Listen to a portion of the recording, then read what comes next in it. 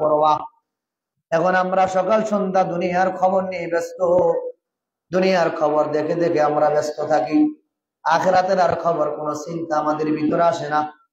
আল্লাহ পাকের হাবিব বলেন, আল্লাহুম্মা বারিক লানা ফি রজব ওয়া শাবান ওয়া বাল্লিগনা রমাদান। আল্লাহুম্মা, ও আমার মালিক, আল্লাহুম্মা বারিক লানা, ও আল্লাহ আপনি আমাকে বরকত দান করেন।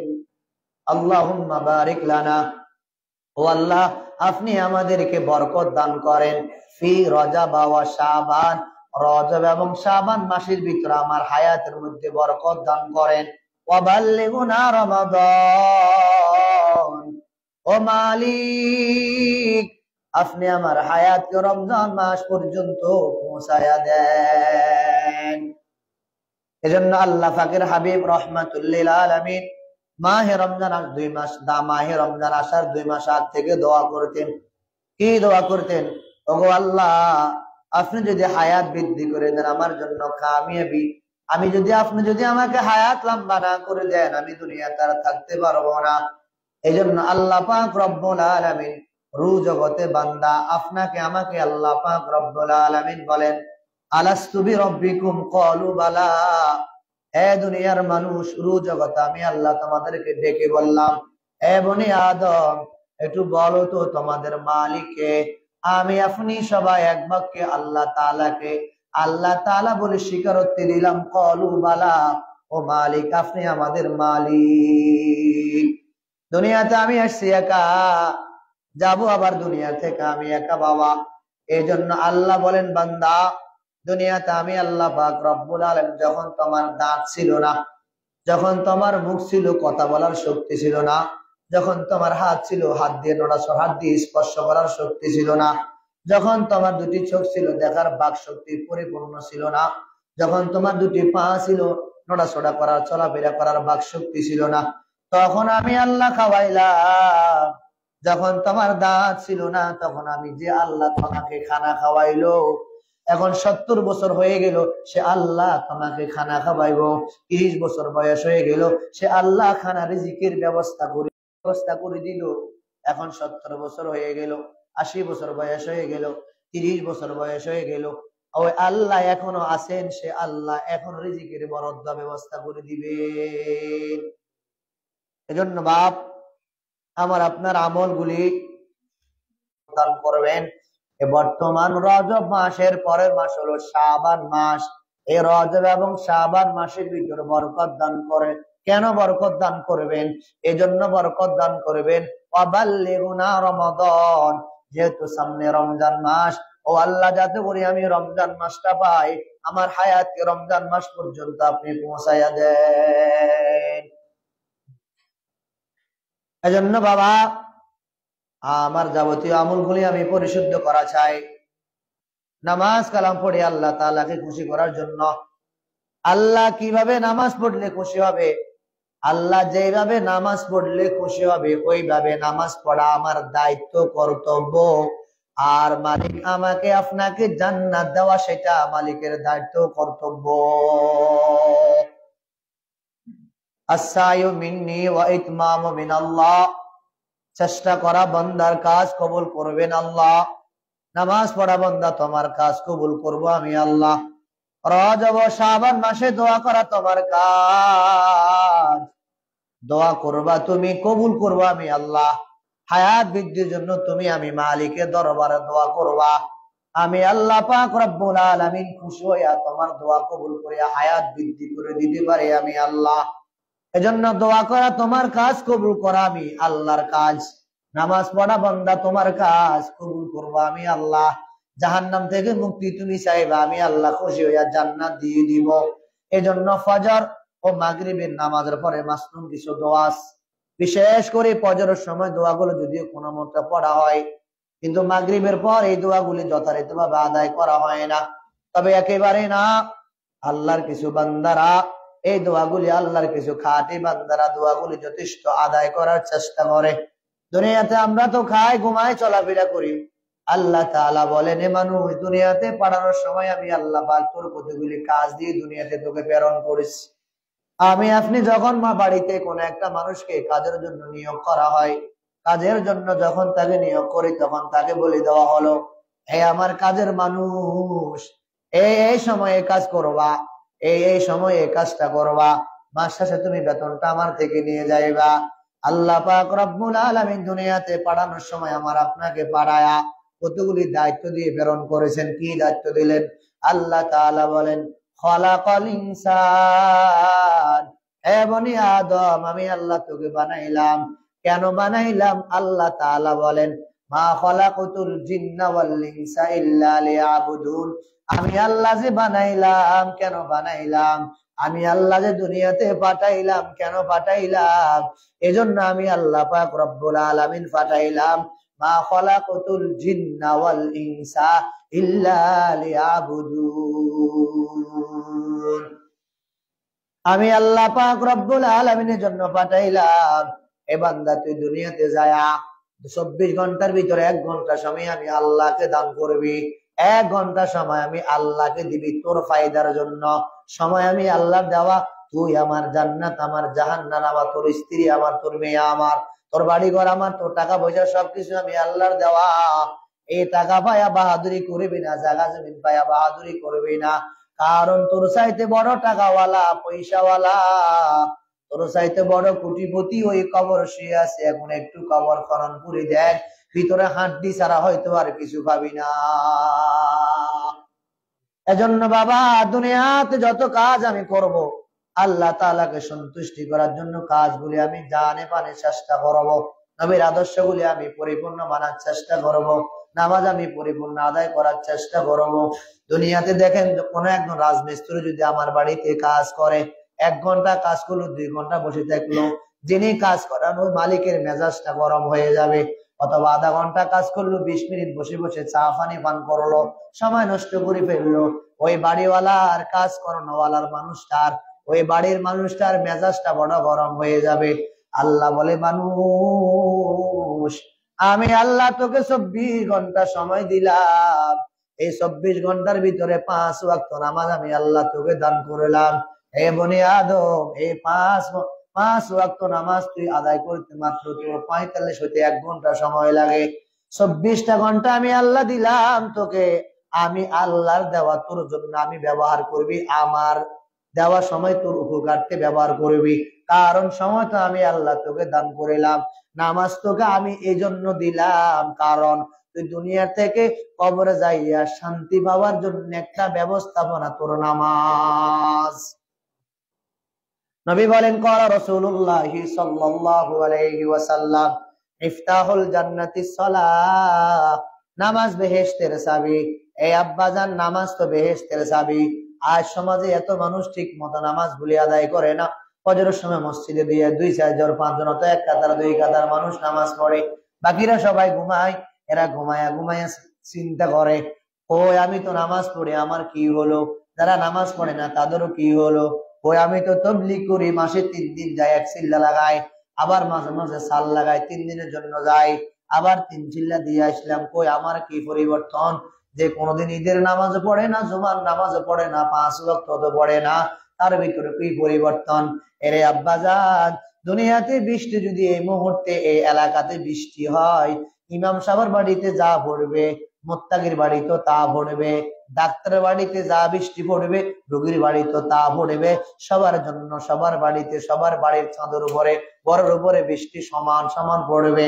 তবে হ্যাঁ, যারা দুনিয়াতে নামাজ পড়ে তারাও কবরে যায়, যারা তাবলীগ করে তারাও কবরে যায়, যারা দিন ধর্ম শিক্ষা করে, দিন ইলম শিক্ষা করে কবরে যায়, তারাও কবরে যায়। যারা শিখে না, যারা শিক্ষা অর্জন করতে রাজি নয়, তারাও তো কবরে যায়।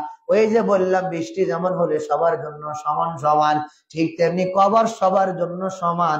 যাবার পরে আমার আপনার জন্য পরীক্ষা নিরীক্ষা হওয়ার পর ফয়সালা করা হবে, ফারিকুম ফিল জান্নাহ ওয়া ফারিকুম ফিস সাঈর। দুনিয়ার সন্তানেরা পরীক্ষা দিতে গিয়ে কত কষ্ট গালাস করে, কোচিং করতে হয়, 10টা পর্যন্ত পড়তে হয়, গভীর রাতে উঠি উঠি পড়ে, 10টার আগে আবার সেখানে ঢুকতে হয় না, দারোগা সেটা গেট বন্ধ করে দিবে।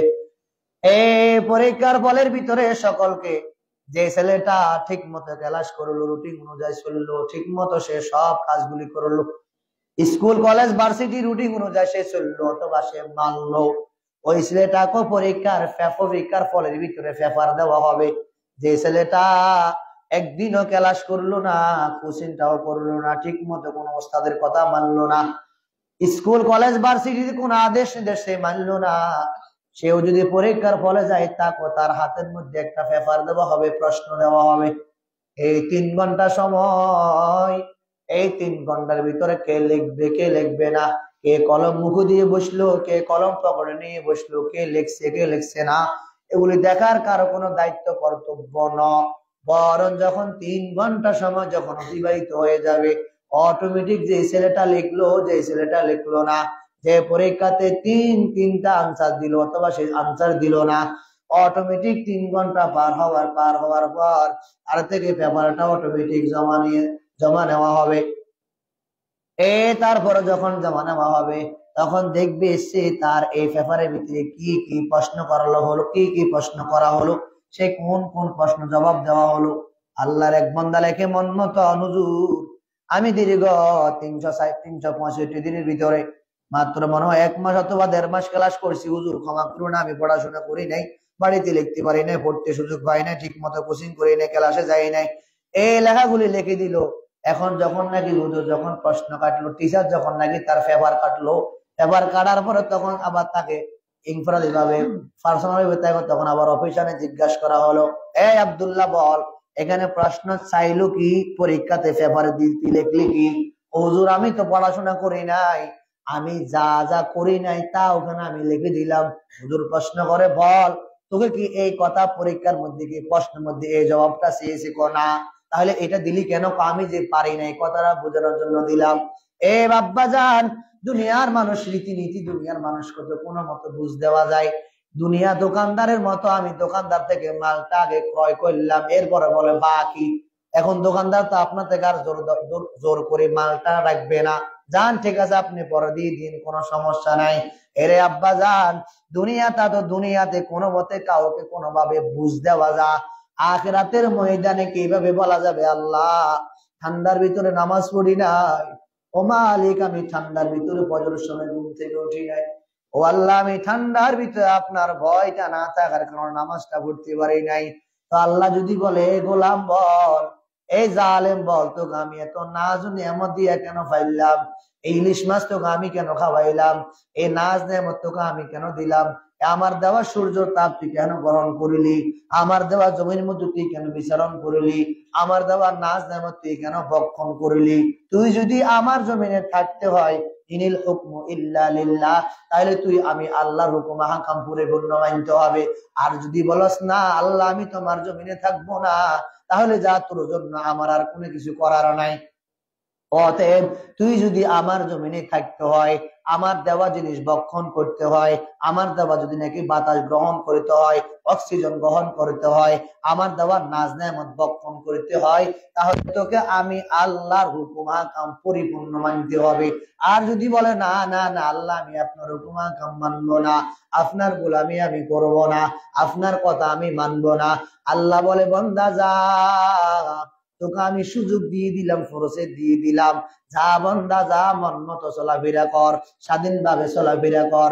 এ বান্দা স্বাধীনভাবে যে চলাফেরা করবি, একটু মাথায় রাখিও, এ পা যে আমি আল্লাহ তোকে কেন দিলাম, এ পা দিয়া বান্দা তুই কি কি কাজ করস, আমি আল্লাহ সব কিছু তোর দেখিও আমি আল্লাহ তোকে ধরে না, এই জন্য ধরে না, ওয়াহুয়া মাআকুম আইনামা কুনতুম আল্লাহু বিমা তা'মালুনা বাসীর।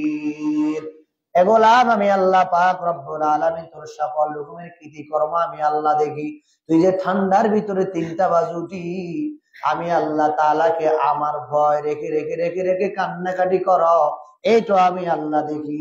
আবার ফজরের সময় মসজিদ থেকে এলান করা হয়, ঘুম হইতে নামাজ বলে, এই কথা শুনিও তুমি যে নামাজ পড়ো না, এটাও আমি আল্লাহ ঠিক মতো দেখি।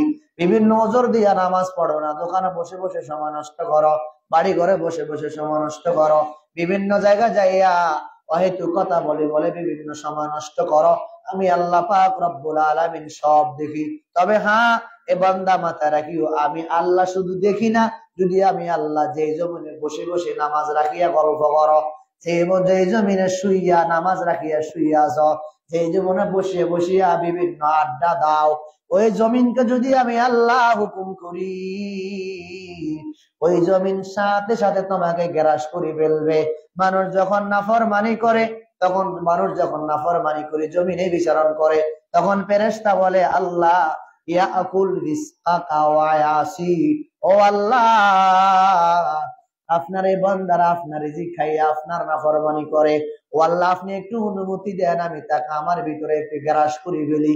আল্লাহ বলে না না না, ওয়াকানা আবিদি, এ ফেরেশতা বান্দা কি তোর না আমার?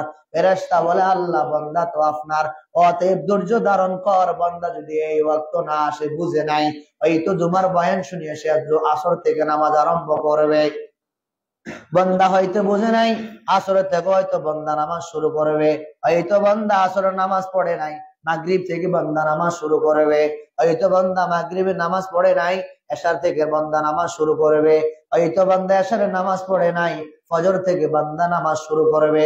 আল্লাহ বলে বান্দা আমি তোর জন্য প্রথম আসমান আসিয়া দেখি, একটু তাকায় থাকে আমার কোন বান্দা আমাকে ডাকে। এ বান্দা তোর কি সমস্যা, আমি আল্লাহ তাআলার দরবারে বল। দুনিয়ার সকল মানুষকে তো অনেক কথা বললি, কেউ তোর সমস্যা সমাধান করে না। এ বান্দা মাথায় রাখবি, তোর সকল সমস্যা সমাধানকারী একমাত্র আমি আল্লাহ। তবে হ্যাঁ, ডাক দেওয়া যদি ডাকটা যদি ডাকের মতো হয়, ইব্রাহিম আলাইহিস সালাম যখন আগুনের ভিতরে পড়লেন, আগুনের ভিতরে পড়ার পর এক একজন ফেরেশতা সে এক এক পরামর্শ দেয়। ইব্রাহিম আলাইহিস সালাতু ওয়াস সালাম বলেন, এ ফেরেশতা যাও, তোমার এখানে কোনো প্রয়োজন নাই। যখন নাকি আরেকজন ফেরেশতা আসলো, বলল তুমি যাও, তোমার এখানে কোনো প্রয়োজন নাই। ও কেন? ও কোনো সমস্যা নাই, যে আল্লাহ আমাকে এইখানে আগুনের ভিতরে নিক্ষেপ করেছেন, ওই আল্লাহ তো এখনো দুনিয়াতে আছেন, অতএব আল্লাহ আমাকে ওই আগুন থেকে, অতএব আল্লাহ পাক আগুন থেকে আমাকে মুক্তি দান করবেন। হযরত মূসা আলাইহিস সালাতু ওয়াস সালাম যখন পানির ভিতরে তাকে ফেলে দিল, ফেলে দেওয়ার পর আল্লাহ পাক রব্বুল আলামিন তাকে এমন ভাবে সংরক্ষণ করলেন, এমন ভাবে থাকা খাওয়ার ব্যবস্থা করলেন, মায়ের দেওয়া দুধ সন্তান খায়, তারপরে মাস শেষে আবার বেতন নিয়ে দেয়। আল্লাহ আমি তো সে আল্লাহ, যেটা দুনিয়ার কারোর জন্য অসম্ভব সেটা আমি আল্লাহর জন্য সম্ভব। দুনিয়ার মানুষের ব্যাংক ব্যালেন্স অফিস আদালত গভীর রাত হলে বন্ধ হয়ে যায়, আমি আল্লাহ যত গভীর হয় তত বন্দার কাছাকাছি আসি। কেন আসি? কারণ বান্দা রাত্রি বেলা হয়তো আমি আল্লাহ তাআলার দরবারে কিছু চাইতে পারে।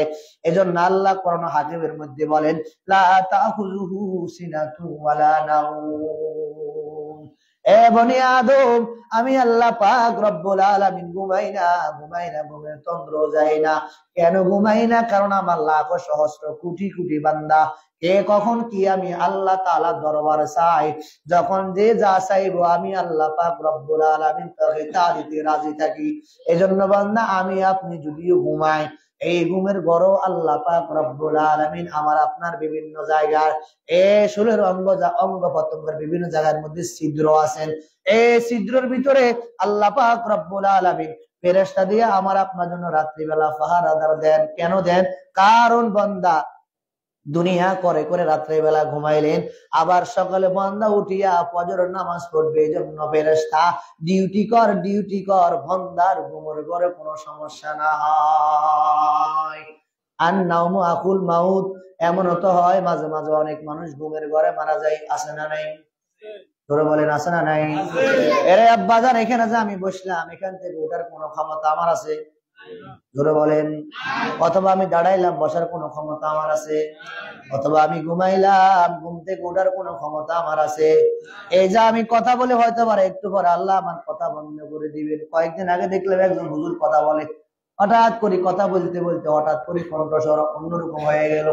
আল্লাহ কো বান্দা আমি সব কিছু পারি, আমি আল্লাহ পাকের দরবারে সব কিছু অটোমেটিক রেডি করাস, বান্দা তুই যে নাফরমানি করস এইটা আমি আল্লাহ দেখি, তবে বান্দা তোকে আমি লগে লগে একবারে সাথে সাথে সাজা দিব না। এই জন্য কারণ বিশ্বনবী রাহমাতুল লিল আলামিন দোয়া করেছেন, ও মালিক, আপনি আমার উম্মতদেরকে একবারের সাথে সাথে সাজা দিবেন না, কারণ বান্দা তো উম্মত তো আমার, এজন্য নবীর খাতিরে আমার আপনার সাথে সাথে কোন আযাবের কোন নাফরমানি করার কারণে আল্লাহ পাক রব্বুল আলামিন সাজা দেন না।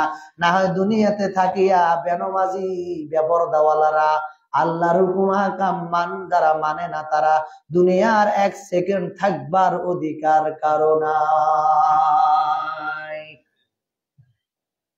আল্লাহ পাক রব্বুল আলামিন আমাকে আপনাকে যে কথাবার্তাগুলি বললাম, জেনে শুনে সঠিক কথাগুলি আমাদেরকে আমল করার তৌফিক দান করে, আমিন বলেন। সবাই একটু আমার সাথে পড়েন তো, আল্লাহুম্মা, সবাই পড়েন, আল্লাহুম্মা বারিক লানা ফি রজাবা ওয়া শাবান ওয়া বাল্লিগনা রমাদান। আল্লাহুম্মা বারিক লানা ফি রজাবা ওয়া শাবান ওয়া বাল্লিগনা রমাদান। আল্লাহ আমাদেরকে বেশি বেশি পড়ার তৌফিক দান করে, আমিন বলেন। কি সুন্দর একটা দোয়া, এটার ভিতরে অর্থ আছে, হয়তো আপনারা আরবি পড়ছেন, বাংলা জানেন না। বাংলা অর্থ সুন্দর দোয়া। আল্লাহ আপনি আমার হায়াতের মধ্যে বরকত দান করেন, রজব এবং শাবান মাসের ভিতরে একটু বরকত দান করেন। কেন দান করবেন? আল্লাহ আমার হায়াতকে রমজান মাস পর্যন্ত পৌঁছাইয়া দেন, কারণ 11 মাস বান্দা যত নাফরমানি করে, ওই 11 মাসের সব নাফরমানি গুলি বান্দাগুলি আল মাহে রমজানে ইফতার তারাবি সেহরির মাধ্যমে আল্লাহ পাকের কাছে পাক পবিত্র অর্জন করিয়া জীবনের সকল গুনাহ খাতাগুলি মাফ করার সুন্দর একটা ব্যবস্থাপনা আছে।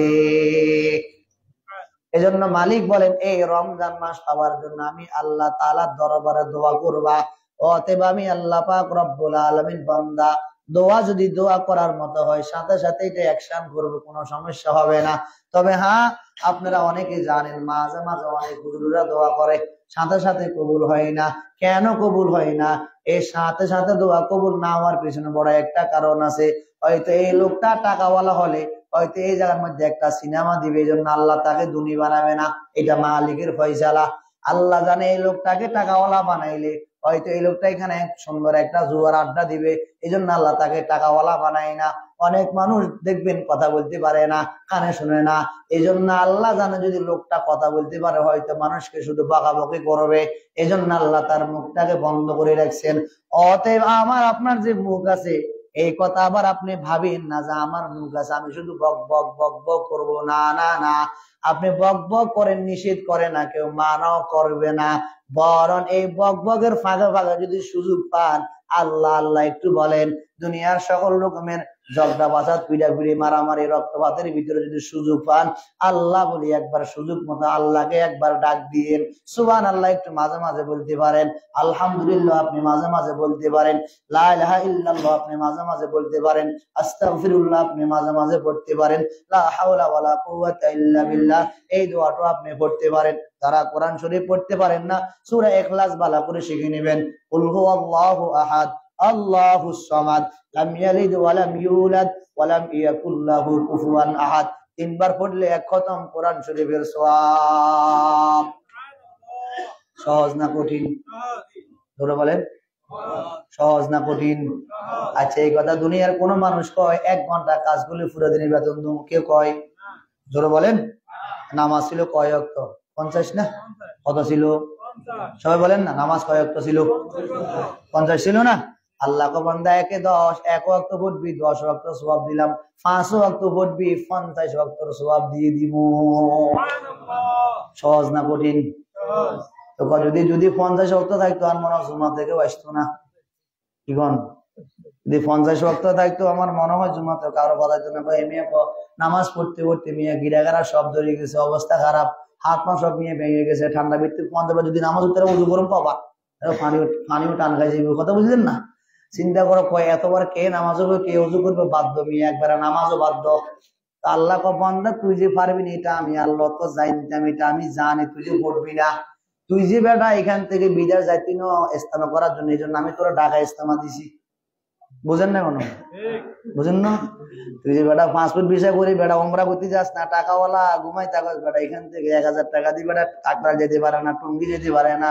এই বেটা যদি কোনো প্রকার যদি বারে কোনো রাষ্ট্রের জন্য ইস্তেমা হইতো, তো আল্লাহ মাফ করে হাতিয়ে না বাংলাদেশের থেকে একটা লোক আল্লাহ মাফ করে ইস্তেমার মধ্যে না যেত না। কারণ এখান থেকে এবার দূরে মিয়া পাসপোর্টের গুল্লি মারো, ভিসারে গুল্লি মারো মিয়া, পাসপোর্টে বাধ্য, ভিসা বাধ্য মিয়া। 1000 টাকা দিয়ে এখান থেকে আল্লাহ বন্ধা টাকা যায় না, কি পাসপোর্ট করবো আর ভিসা করবো মিয়া। আল্লাহ আমাদেরকে ইস্তেমার ময়দানে সকল সবকিছু সুন্দর করিয়া সেজে গুজে আল্লাহকে পাওয়ার জন্য জান্নাতের আশা রেখে জাহান্নামের ভয় রেখে যাবার তৌফিক দান করা, আমিন বলেন। এবার আপনার শিকার একটা সুন্দর ব্যবস্থাপনা, তাবলীগের জামাত 70 বছর বয়স হয়ে গেছে, মাদ্রাসা ভর্তি পারতেন না, 80 বছর বয়স হয়ে গেছিল, মাদ্রাসা ভর্তি হইত না, কেউ নিব না। এখানে ভর্তি হবেন না কেউ? বলেন না ভর্তি হবেন কেউ? ফলাবান ভর্তি করে না মাসালা বলে আমরা করতে ভর্তি নেব। মাসের লাভ ললসা ফলাবান পড়ান না মাদ্রাসা, তা আপনি করতেন ভর্তি? বুঝেন না মনে? এমিয়া চিন্তা করে মাছ ধরলে তো হাজি হাজি লাভ, ফলা ওড়া লাভ কি, তো কি ওড়া ওড়া লাভ হইবে কি, ফলা কি হইবে আর কি মালান হইবে এরি, মানুষের মালানা ভাব করবে এরি, কি এটা কি বলা হাজি হাজে মাছ ধরলে লাভ হইবে, মানুষ করবে মাঝির বাপ করবে, আমার অসুবিধা নেই। বলা হাজি হাজে মাছ ধরে আনবো, হাজি হাজে বেসুম, হাজি হাজে আমরা রোদা মাছ খামো, অসুবিধা কি বালা না এটা? এর আব্বা জান এটা দুনিয়া ন। আজ ফজরের সময় রাত্রে বাড়ি দিছিলাম, ফজর নামাজ পড়িয়া সেজু ভাই আমি বাতিল সরকার আব্বার কবর বাসে গেলাম, আজকের কথা বলতেছি, যাই দোনো ভাই একটু দোয়াখারি করে এরপর আবার লঞ্চ ঘাটে গেছি, মেজো বিদেশ থেকে আসছি রিসিভ করার জন্য, আসতে লেগে গেল। এজন্য বাপ এ কথা বলার মানে হলো আব্বা যে পরিবেশ কায়েম করে দিল, হেল্লাই তো আব্বার কবরে ফজর নামাজ পড়ি আমিও গেলাম। তা আব্বা করে দিয়েছে, আব্বা আমি করলাম। আব্বা আমারও শিখলে বেটা মাদ্রাসা পড়বি, আমি মরে গেলে কবর বাসা যাবি। তো আব্বা ওসিয়ত করলো, পড়ার ব্যবস্থা করলো, বলে গেল, ওসিয়ত করে গেল। তো আব্বা যা নামাজ কালাম শেষ করিয়া ফজর নামাজ পড়িয়া আব্বার ওসিয়ত অনুযায়ী নামাজ শেষ করিয়া যাইয়া কবর জিয়ারত করিলাম। আর মাঝে মাঝে একটু দোয়া করি, আব্বা জান আপনার অবদান, আজ মাথায় টুপি গায়ে পাঞ্জাবি মুখের মধ্যে দাঁড়ি, এ আব্বা জান 70 বছর বয়স হয়ে গেছে, এখন আর মাদ্রাসা পড়তে পারবেন না, আপনার বয়সও নাই, চলতা ফেরতে একটা মাদ্রাসা বাড়ছে, নাম জানেননি? বলেন না কি বলেন না সবাই, কি নাম? এরা ঘাটতে যদি ওটা নেই, ঘাটতির ভিতরে মাল আছে, ঘাটতির ভিতরে মাল আছে বাপ। এই ঘাটতির ভিতরে বসে বসে আলহামদুলিল্লাহ শিখে, তাব্বাত ইয়াদা শিখে, কুল হুয়াল্লাহ শিখে, নামাজের বাইরের ভিতরে 13 বার শিখে, ওযু ভাঙার কারণ শিখে, মসজিদে ঢুকবার বাইরের দোয়া শিখে, 10 টাকা বিছে বিছান খানা খাইবার নিয়ম কারণ শিখে না? কারা কারা তাবলীগ গেছেন একটু হাত উঠান চাই, একবার হলে গেছেন, কারা কারা গেছেন? অনেক মানুষ আলহামদুলিল্লাহ কোন, আর ওটা যখন আলহামদুলিল্লাহ মোটামুটি কিছু বলতে পারে। পুরুষের 3 ফরজ দামি, পুরুষের দামি ফরজ কয়টি? পুরুষের দামি ফরজ কয়টি? 3টি। ন মহিলা দামি ফরজ কয়টি? জানা দরকার নেই, কি বা বলেন না, জানা দরকার নাই? জানা দরকার থাকলে আমরা একটু যাইতে, একটু হরকত করতে হবে। যেখানে ওই জ্বালা যেখানে করে জ্বালা, ওখানে দাঁড়াও না, এখান থেকে ট্রান্সফার করে আর জায়গায় রইতো তো ওই দান হয় নাকি বাপ? বলেন না নাকি? জ্বালা যেখানে রো এনে লান লাগে না, আর জমিতে রইতো নাকি? এই জন্য আপনি যেখানে আছেন ও বাপ, এখানে আপনি কিছু শিখতে পারতেন, আপনি একটু জায়গাটাকে ট্রান্সফার করতে হবে। যেমন আমাদের বাড়ি হলো পৌরসভার সাথে, সে সৈদিয়া বাজারে পূর্বে 1-2 কিলোমিটার পূর্বে আমার বাড়ি। আমি পড়ছি কিন্তু এই মাদ্রাসায় 8 বছর, এখান থেকে শেষ করে চলে গেলাম চট্টগ্রাম, বাড়ি কিন্তু এখানে।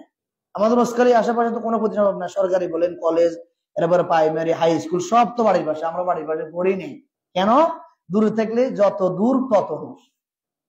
আমি যখন ছাত্র জীবনে তখন থেকে আমাদের বাড়ির পাশে আলাদা, আমার মসজিদে রাখবার জন্য বাড়িতে কয়েকবার কোমরে আসছে, যখন আমি পড়ি তখন থেকে। আমি যে ছাত্র জীবন থেকে ওয়াজ করি, বহুত আগ থেকে এরা মাঝে মাঝে বাড়িতে এসছে কমিটিরা, আমরা বাতি জায়গায় উঠে আমরা দিয়ে বসে, বাতি যে পড়ালেখা করে আসতো না। এই দূরে থাকার কারণ হইলো যত দূর তত দূর। আপনি একটু বাড়ি থেকে বাইর হইবেন, বাড়ি ঘর মহাব্বত কমবে, ওই আখেরাত একটু ধাবিত হবেন, দিন শেখার জন্য সহজ হবে। আল্লাহ আমাদেরকে কবুল করেন। আমাদের এই মসজিদে একটা জমাত আছে 3 দিনের, এই জমাতটা আগামী দিন সকালে চলে যাবে। আমার সামনে যারা আছেন ব্যস্ততা দুনিয়াতে থাকবে, নাক আসেনি আমাদের বলেন, দেখতেন শ্লেষমা বাইরও কিছু বাইরও। আচ্ছা যদি এই কথা যদি কেউ বলে যে এখান থেকে শ্লেষমা বাইরও রাগ করে এটাকে কেটে ফেলবেন, বলেন না বাপ, কেটে ফেলবেন? আচ্ছা অথবা যদি কোনো ব্যক্তি শীতের মৌসুমে পানির সাথে রাগ করি, পানি ব্যবহার না করে পানি কোনো ক্ষতি হবে? জোরে বলেন।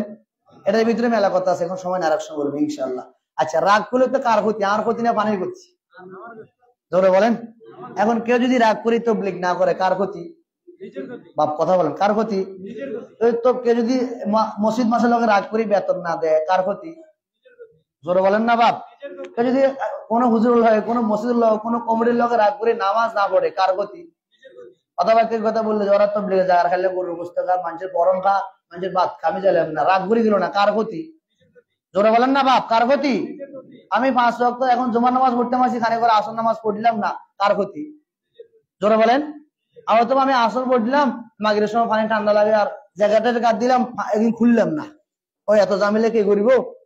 এত জামিলে দরকার কি? এই গরম গেঞ্জি গায়ে দিছি, কষ্ট লাগে, থাক, নামাজ পড়লাম না, কার ক্ষতি? এজন্য বাপ, এখানে যারা আছেন, কেউ যদি যাওয়ার থাকেন, একটু মেহেরবানি করে 2-1 নাম মানুষ নাম বলুন, আমি আগামী দিন জামাতে যাবো, 3 দিনে জামাতে যাবো। এখানে কিন্তু আবার পুরাতন লোক আছে অনেকজন, আমাদের বিশেষ করে কবির মাঝি যিনি আছেন উনি আছেন, এখানে 4-5 জন মোটামুটি জমা ছাড়ানো লোক আছে, আমি সব আছে মোটামুটি আলহামদুলিল্লাহ সমস্যার জন্য। এখানে অনেকে আছে, এখান থেকে জমাত বাইরে তো আমরা গেলে ইনশাল্লাহ আমরা যাবো, দেখা সাক্ষাৎ করলাম বা সুযোগ হলে যাবো, যেহেতু মাদ্রাসা এখন আমাদের ক্লাস চলো, তো কেউ আছেন ইনশাল্লাহ আগামী দিন যাবেন।